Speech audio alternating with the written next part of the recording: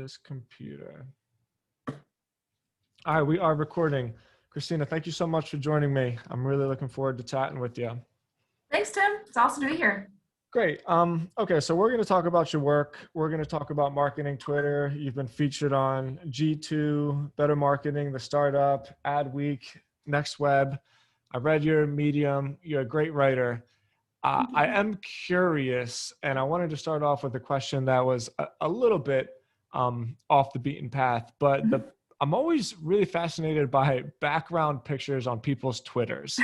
Your background picture really, really sticks out to me, and I have a feeling that that's something that means a lot to you in your heart. So please talk to me about what that picture means to you and why you think it's important. Yeah, so the background picture for Twitter is Trinity College. It's the library. And I am a Ravenclaw at heart. I'm curious to a fault. So books and libraries and the whole, if you're on TikTok, the dark academia aesthetic is just my happy place. So no matter what I'm doing, I'm constantly reading, I'm constantly taking classes. So a library is my happy place. And that's why that's my background picture. Do you read a lot? I read a lot, yes. Blogs, books, nonfiction, fiction, all of it, yeah. Personal question. Yes. What's your feeling on buying actual books anymore these days? Are you still a book buyer or are you buying books online? I can't do books online. I will do Kindle books if I need to read them quickly. I find that just because it's just the text for me to absorb. It's not the whole like experience. It's purely just about the text. So I read probably twice as fast on Kindle. So if I'm reading something on Kindle, I gotta fly through it. But for me, books are an experience. One of the things I can't wait to do once the world opens up is go to like antique bookstores and just that smell of the old paper. Oh, I love books. No, I'm a huge book person. I can't do the electronic. Give me a hardcover. Yeah. I'm secretly hoping, like everyone wants to be an influencer for like certain brands. I want to be an influencer for Penguin because I love their like designed hardcover series. It's gorgeous. Oh, it's gorgeous. That's the only brand I want to sponsor me. Like Penguin. I hope you're listening. Yeah, that makes me feel good. We've had this like battle back and forth with my wife. Well, I wouldn't call it a battle by any means. It's more like a mental, what choice do we make? Because books are heavy and they take up space. And every weekend I go to Barnes and Nobles and I come back with like 3 more graphic novels and like another book. And eventually a whole childhood. But that's beautiful. But that's beautiful though. Like it carries weight. It carries weight. It takes up space. It's a good thing. It's a good thing. I have a room in it's where I think most people call it the den. We call it the library just because one back wall, it's just all the books that we have. And I'm constantly collecting. I'm collecting Neil Gaiman. So if my husband ever doesn't know what to buy me, he just buys me whatever Neil Gaiman has out. But you just have to. I love having that. I mean, we consume too much and we have too much already. I feel like we've all kind of figured out what we can live without and what we can live with going through 2020. And the books and music, oh, I'm keeping them. I'm fighting on the hill for them. Like they're not, I can get rid of a lot of things, not that. I hear you. And ultimately what we came up with is we can't not have them. So I have this room behind us and we're having a kid soon. So I was like, well, this is where the kids live. Yeah, thank you. It's very exciting.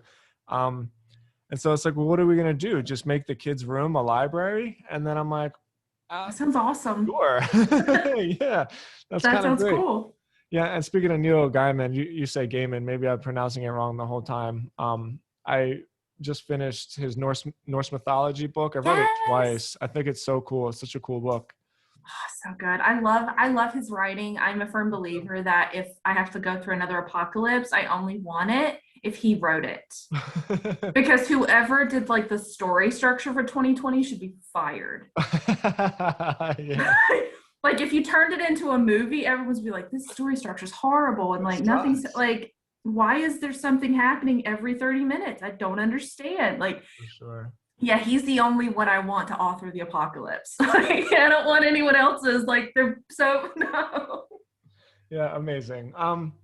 Great. Well, I love to hear about that. That's great to know. Let me transition to marketing Twitter. Did you invent this, or was it something that you just saw and kind of rode with? Yeah, it's not mine. I didn't start it. It's like what all good communities are. They start grassroots and no one's really starting it to start a community. I don't think anyone did anything to really create this environment. What happened was just what happens on most social platforms. There's a couple marketers talking to each other. A few of us know each other from like conferences or from accounts that we've run or from just agency work or just topics that we like. So we constantly have these like tiny little cliques that just naturally form, like the little lunchroom tables. We just constantly find we start finding these little groups of people that we've heard of, or they work for our favorite brands, or we do something similar, or we've read something of theirs, and we start creating these little pockets of people. And then over time, especially during 2020, we start building and building and building. And because we didn't have each other to be in the same room with, that craving is just intensified. So what you have now is more and more people trying to connect. And so like Julian, it's actually coming up on almost a year. Actually, I think it's today. I think it's today actually. But February, around this time last year, Julian from Adweek created a tweet saying, I don't know if this will take off, but I work for Adweek and I'd love to meet the person who does, I think he said Pokemon. But I want to do know the brand who does this. So introduce yourself if you work for a brand and who you want to, what brand social media manager you want to connect with. And so that really kind of created this brand Twitter where all of the people behind the curtain got to connect. And so that was one major push. And then after that, Tori Tidwell, she created a job board. Brian Boucher created a Slack channel. All from marketing Twitter? All for marketing Twitter. Wow. So you have these little, all these people have created all these like pushes like along the way. Like I don't believe a community is created by one person. Yeah. It's created in these moments, and it's created by external forces like 2020, and it's created by internal forces of just we're burning out and we need somewhere to vent and we have no one to talk to, and we could talk to our friends and family, but they don't understand what we do, even at the best of times. So they just see us falling apart and they're like, you just play on the internet. Why are you crying? Like, why are you stressed? So just all of these core movements are hitting each other, and the social media community and marketing Twitter saved itself, in my opinion. We came together. We needed to create a space where we could be really just unapologetically honest about the good and the bad about our work. And there's a lot of conversations about what's bad about social. And so many people were like, we'll work somewhere else. I'm like, you can complain about your job and still love it. You can complain about what you do and it still be what makes your heart beat. Like you can't just be sunshine and rainbows all the time. So I was connecting to a lot of these people, and I'm not like a big hashtag person. Like I didn't write hashtag marketing Twitter in the post or anything like that. But I woke up one morning and most of 2020, my feed was just horrible. It was just news. It was people yelling at each other. It was just polarizing content. It was just everything exhausting and negative that could be put in a certain number of characters was just like feed. And as I would doom scrolling, and it just felt like I was poisoning myself as I was scrolling. I was just like, if you are what you consume, then like, oh, 2020, I ate a lot of negativity. For sure. And so as I was connecting more and more with these people, I was curating my feed either consciously or unconsciously. And so my feed turned into just this really lovely place where I'm looking at it in December and it's like, these are my friends. These are people who understand what I do, and they understand the good and the bad. And they know that there's going to be days where I'm just hateful as can be and vent, like, and just need to vent. And other days where I'm just like, no, let's be positive and let's be rainbows and let's be all the things. And I needed so desperately for other people to feel that way. There's so many more conversations about the bad of social, not the good of social. And so that's what really spurred me on to do that tweet, which was those smaller accounts. Those smaller accounts never feel invited. They never feel worthy, especially as marketers, because we're so prone to imposter syndrome. We could work for the Nikes and the Yahoos and the Amazons and the Facebooks and the Googles of the world. Like, I don't know what I'm doing. And still feel like I only have 50 followers. These people are going to think I'm a joke. They're going to be like, who are you with your 23 followers? And so because of that, they self-reject. They don't come to the party. They don't come into the community because they don't feel like they would be valued there solely because of this vanity metric that we will argue till the sun comes, like till the sun goes down, that it's a vanity metric, but we still hold it as a clout option for us. And so by having it be like, all right, less than 1,000, come on in, say hi, let's know more about you. And then as people started responding, I was expecting someone like, yeah, I'll probably get like 20 likes and people be like, oh, that's sweet. And that was it.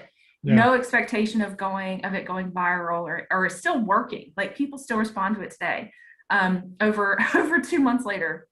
But I started retweeting it because they're not necessarily going to be seen if there's a lot of assumptions that people will go in that thread and actually read through all of them. Very few people actually do that. So as people were responding, I was retweeting them so that my followers would see them, even if they weren't in the thread, and then they could engage. And then Twitter like cut me off twice because I guess I had bot energy. It was like, you can't, I couldn't I couldn't retweet. I had to reach out to friends and be like, can you let them know I'm not ignoring them? Like Twitter cut me off. Like, I love you guys. Like, I'm not like ignoring you. I'm not engaging. It's just, I literally can't. And then it's just still going. So no, the marketing Twitter does not belong to me. It very much belongs to all of us. I'm glad that it's growing. I'm glad that it's created a really positive place. I like to see myself as more of like the godmother of marketing Twitter. Like, I didn't birth it, but I will protect it with every fiber of my being. Yeah. That's kind of where I'm at. Yeah. Wow. There's so many ways to take this. Well, it's really important because I've never been a social media person. I built a brand on social media and then kind of got away with it or away from it. But my podcast guests basically throughout all of 2020 have been people I met on Twitter. I actually thought about calling my podcast like Friends from Twitter because it's the best way. That's great though. Well, I think so. Yeah. And it's an inviting platform. It's a creative platform. It is definitely divisive, but yes, there are pockets of people that don't really want to participate in that and are more or less exchanging ideas. So here's where I'm going with it. I read a quote this morning from, actually I can pull it up. Excuse me for everybody listening. I'm on my computer trying to find this quote, but obviously I wrote the blog. I write a morning blog post every day, and I wrote a post about Bumble's IPO. And when Whitney Wolfe Herd was being interviewed, I think by Bloomberg, she said, okay, here it is. This pandemic has proven that loneliness is not the way we were designed to live. And man, that just hit me. Like, I'm very fortunate. My wife and I get along really well. I can't say that I've ever felt lonely, but as everybody else, I've felt very isolated. And so I think that's why this whole concept of connection and community over this last year has taken off. Mm-hmm. And yeah, there's been ideas of building audiences with online marketing, right? But it's changing a little bit where it's like, no, you're not building an audience, you're building a community. And so I think about that a lot. And I think about what you were saying with like, I didn't create this, but I've been a part of it. Yeah. Is there an issue with people trying to force a community? You know, 100%. Like, okay, I want to build a brand, I want to create content. I know how to monetize it. Here's a community, and like, bam, stamp, we're going to build this thing. And so what's the balance, right? Because it's a good business model for people. And I encourage people to, you know, quote, build communities. But at the same time, I don't encourage people to force it. So if it doesn't take off, what do? Just say like, okay, this didn't work and cut the cord. Give some advice on how to match this natural progression of organic interaction with like guided top level marketing to get your audience in the right direction. Absolutely. So I completely agree. Community is very much a buzzword right now, especially because a lot of people have decided and figured out they got to see the power firsthand with marketing Twitter and also just other communities around the world. And so there's going to be people who immediately see things and think, I need this, I can monetize this, I can wield this. It's this like Thanos glove thing. Like, you're gonna use it, and even if your motivation could be perceived as positive, you're still using it as I want to wield this. Yeah. I'm not a fan. It needs to make sense for your brand, but it also needs to come from a place of caring. because the people in your community, they can tell.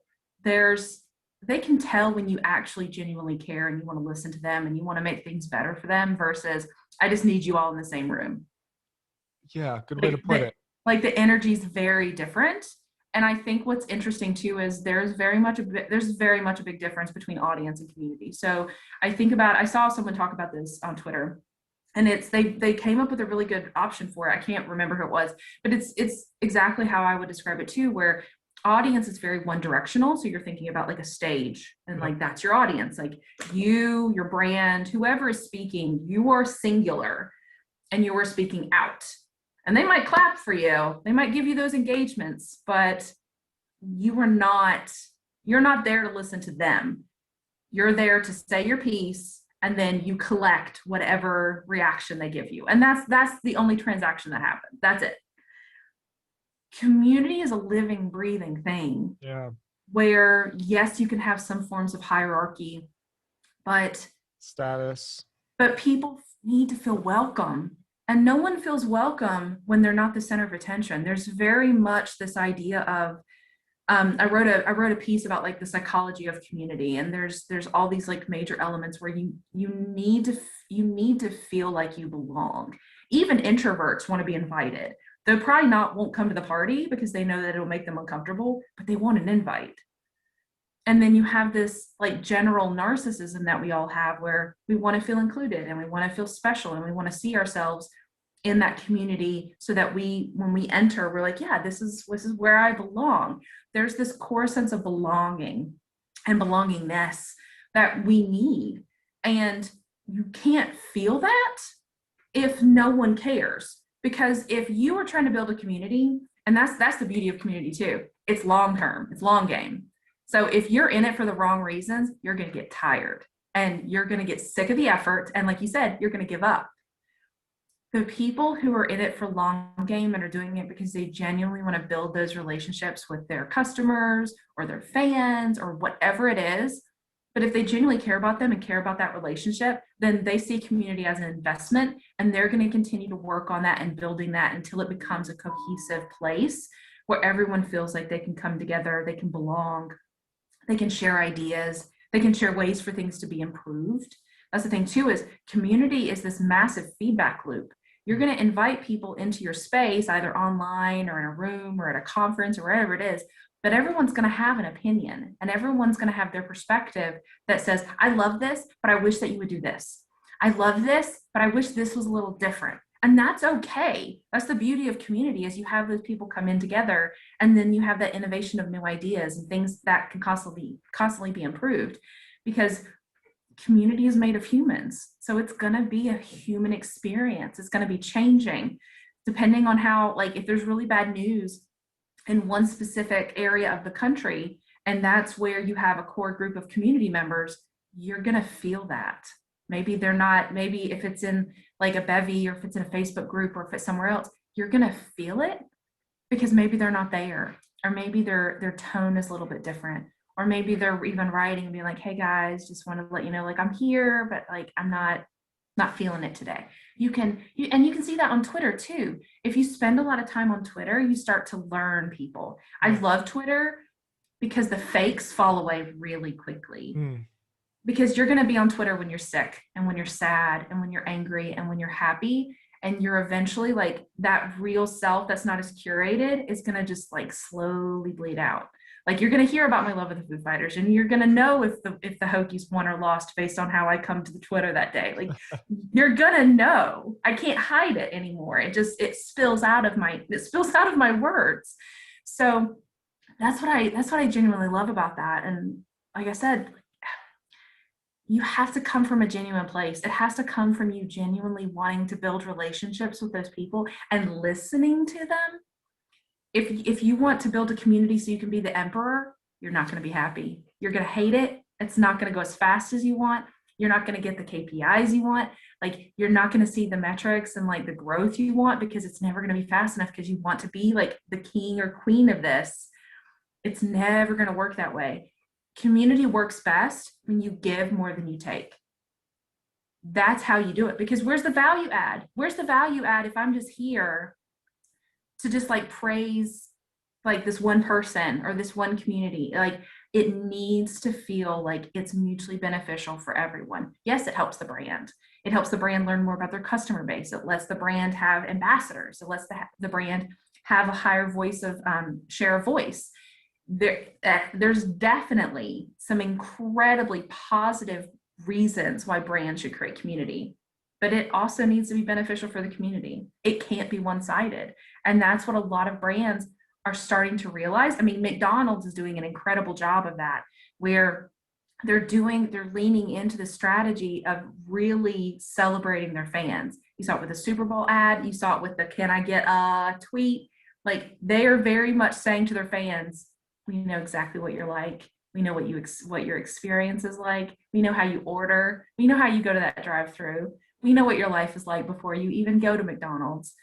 That's really powerful to have your fan base that already loves you feel seen.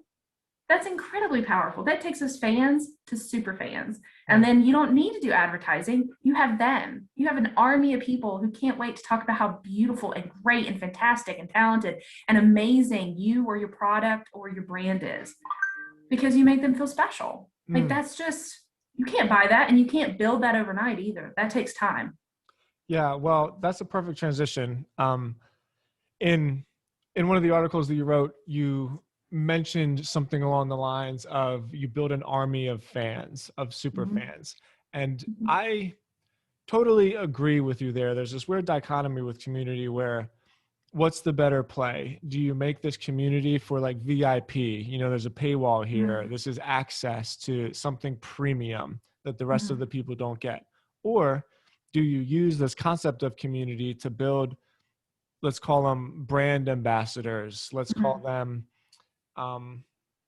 like almost free quasi influencers, people that do marketing for you because they're excited about your product or your service or your idea or whatever. So tell me, if I'm a regular person and I'm creating a blog about fitness and I'm starting to get some social media followers, I'm starting to build an email list, and I'm saying to myself, I wonder if I can create a premier community here where we all join this fitness journey together and we get access to these VIP workouts and we can all do it together. Or do I want to keep everything free and build a strategy that allows it, that I build brand ambassadors, basically people that talk about my workouts and my fitness routine for me. They both have their pros and cons, and they're both communities. So like, where do I make a distinction between the two?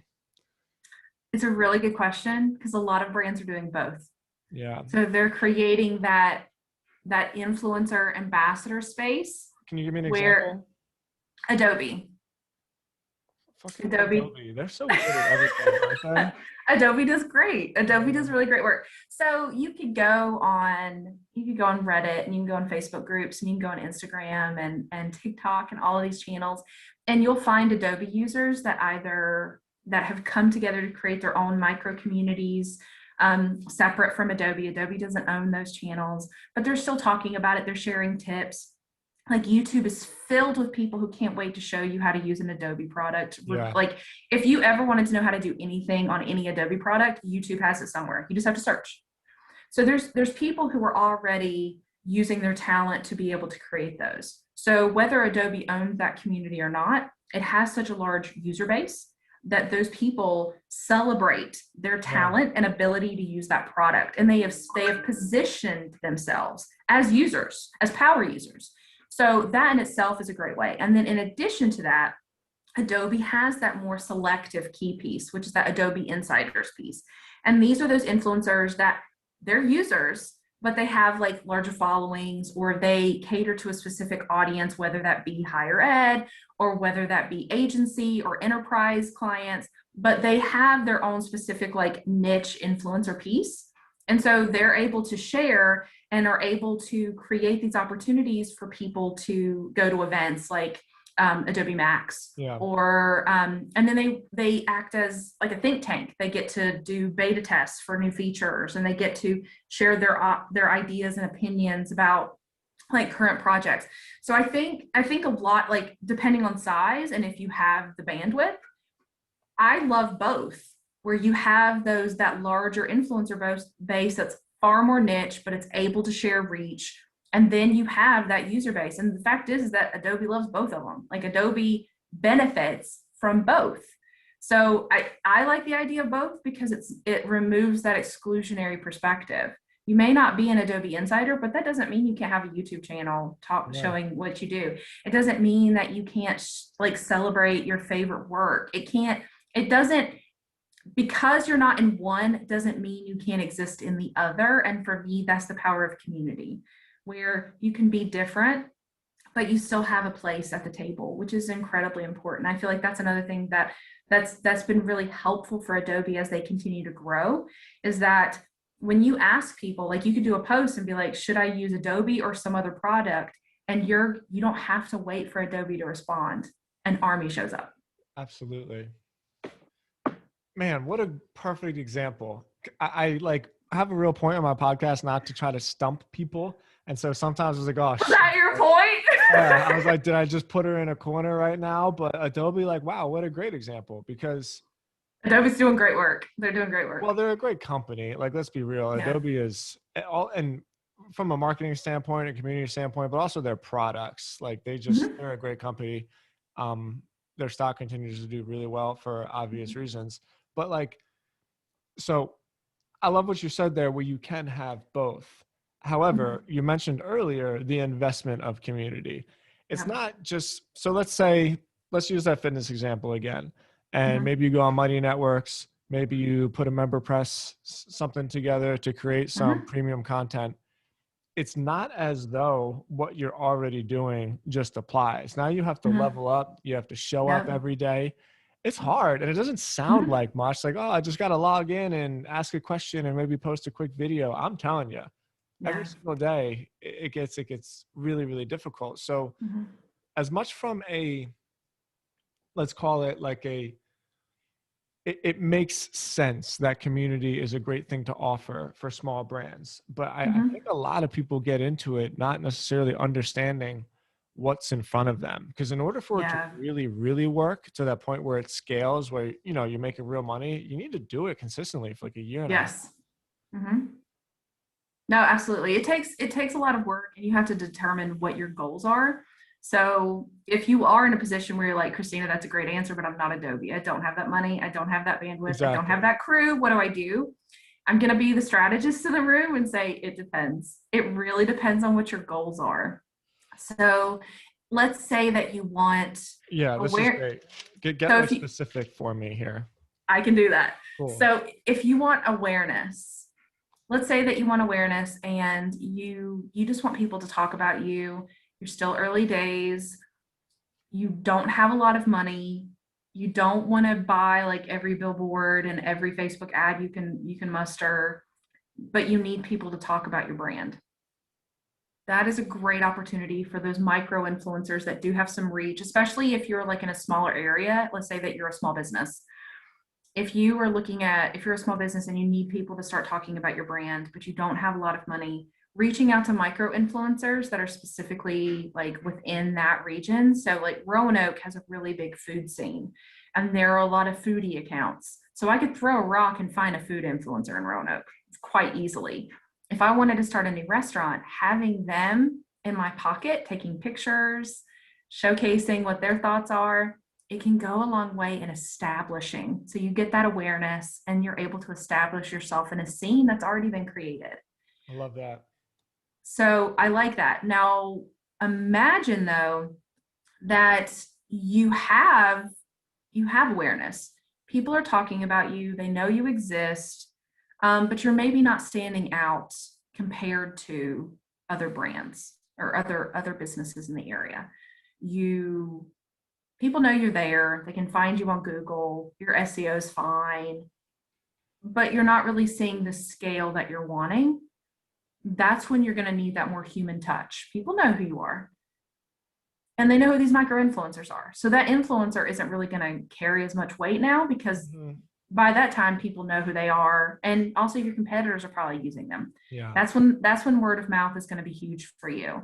That's when getting good reviews. That's when building that trust level and having that on the boot, like on the ground level army is going to carry more weight. Because at that point, think about it. Finding out about a new business, something flashy is usually the easiest way because it makes you stop scrolling. You're like, oh, I know who that is. Okay, like cool. A pattern interrupt. Exactly. It gets, if you want to get on the radar, the micro influencer group, awesome. People are already established. You can piggyback off of their clout and off of their awareness, off of their followers. You're great. But once you're established and people know who you are, now that they're in that consideration stage, now they know who you are. Now they're comparing you to others. So that influencer doesn't really carry as much weight because that influencer could work for either of you. That's when it's going to come down to, what are your actual customers saying? Who are the people who actually are paying you money? Who are the people who could be fans or could be super fans? What are they saying? Because a micro influencer tells me you exist, but your customers tell me how great you actually are. Yeah. And that's I love testimonials. I love testimonials. Word of mouth isn't going anywhere. Honestly, word of mouth is the one type of marketing that continues to grow. It's always going to as well. I'm an SEO, yeah. build all my brands on SEO. And the thing I always say is like, great, you get them here, but if they're not talking about you, I'm going to do all of this work for nothing. So like, it's on you to have a great product or a great service so that people tell their friends at the dinner table or whatever. Yeah. And also, like, the thing about brands that are doing it wrong is they're making everything about themselves. Totally. If you have a brand talking about how great they are, that may get like 3, 4, 5, 6 likes. But if you have someone that quote tweets that and says like, oh, I love them, you're going to see like double, triple, quadruple the engagement, because I trust that person more than I trust that brand. That brand isn't going to tell you how they suck. That brand isn't going to be like, let me show you what's actually happening. They're going to be like, look how great we are. This is awesome. Like, they're not going to show the good and the bad. Customers will. So if a customer is vetting you and saying, no, they say they're great and they're being honest. They are great. I love them. And here's why. Oh, it's huge. And so that's the thing about brands, especially online and social, is a lot of them use them for customer service, but they use them for negative customer service. So they'll put out those fires, but they won't water the plants. They won't water the flowers. I'm like, retweet that person that just said you were amazing. It takes you 2 seconds and you just got to share a testimonial that everyone that follows you, whether they're a customer or not, is going to get to see. Like, be a fan of the fans. Like, that's the one thing I love when brands are a fan of the fans. It makes me so happy because I'm like, that's how you do it. That's what you do, is you say like, you're giving us money, we're giving you a good product, you're happy, but you don't have to do business with you, and we love you that you chose us. Sure. Because you could choose someone else tomorrow. Like, you have to love your customers. And it goes back to community. It goes back to building trust. And that's for brands of all sizes, from that small mom and pop to that larger. And think about those small mom and pops that have been around for decades. What do they have that these big brands don't? Loyalty. They have loyalty. The people who are like, I will go there over anywhere else. I don't care if it costs more money. I will go there first. And that's because of loyalty. That's because they've, over decades, they have built that army, whether they intended to or not. They have a core army of customers who love them and will go to them first. And that's it. Really depends on goals and depends on what you like, where you are in like the stage of your business. But that's how I would do it. So this is beautiful. Let me go one level deeper. So we have awareness, you get some people talking about you, but there might not be some loyalty there. Once you get some customers into the door, you got the human touch. We're talking about testimonials. We're talking about just word of mouth, personal reviews. And okay, let's say we have that. But from like a tactical standpoint, what do you do to actually harness that? Because people talking about you is one thing, but as a business owner, there are certain strategies and tactics I can use to amplify that, to make those 10 people reach 1,000 people, 100,000 people. So for that person who's on the human touch stage that has some good customers, maybe it's a juice bar down the street. They got people coming in every day. They got, oh, I love this place. I'm always going to come here. I come here after my spin session, right? They got some happy customers. So what's the next like amplification stage? How do we take those 50 people that are coming in every day and smiling, and make those 50 people reach 50,000 people. UGC, user generated content.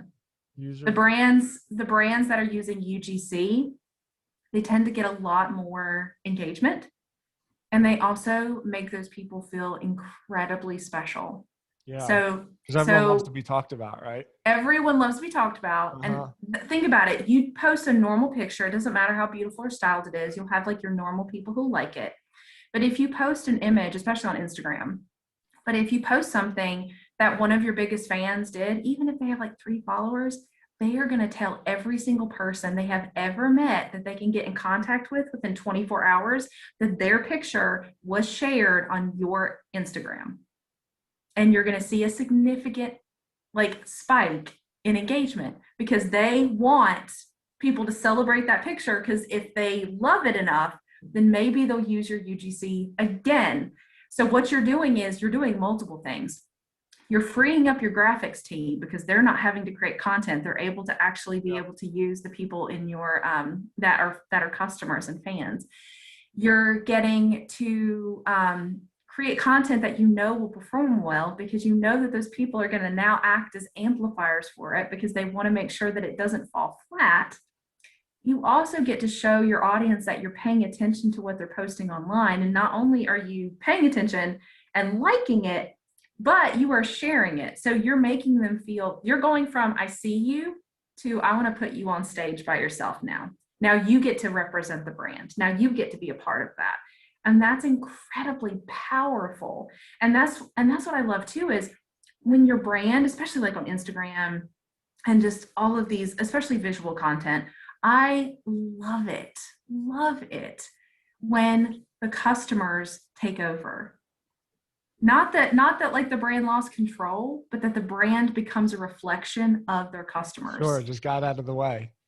Yeah, just like, you love this, let's do it. And we see this all the time. Like, for instance, it was a really great one. So I think it was Target, but Target had like a prairie dress.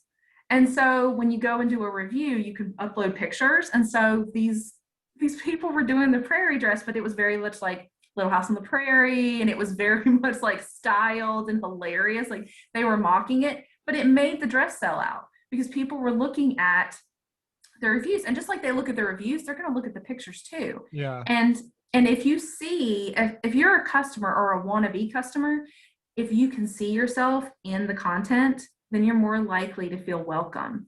So if I see a reviewer that's working for that has using a product and they do something, they have very similar pain points to me, they have very similar needs, and then they respond about that product in a positive way, then I'm going to think, I wonder if I could have the same experience because I'm going to be having the same use case. So it makes me think about that product in a completely different way than if the salesperson was like, well, you could do this and this and this.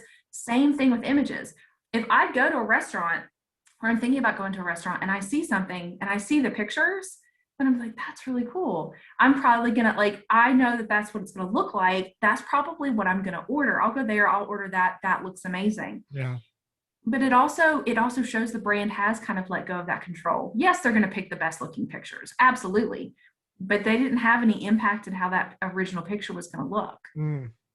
Like they couldn't tell it like, all right, can you do it at the like this lighting and like move the fries around? Yeah. Like, can you do it with that glass of wine? Get that like smoke in the background. Exactly. Like they don't, like you don't know. So being able to utilize those and share those, and then you see it, and you're like, I could kind of create something very similar to that. I could have a very similar experience.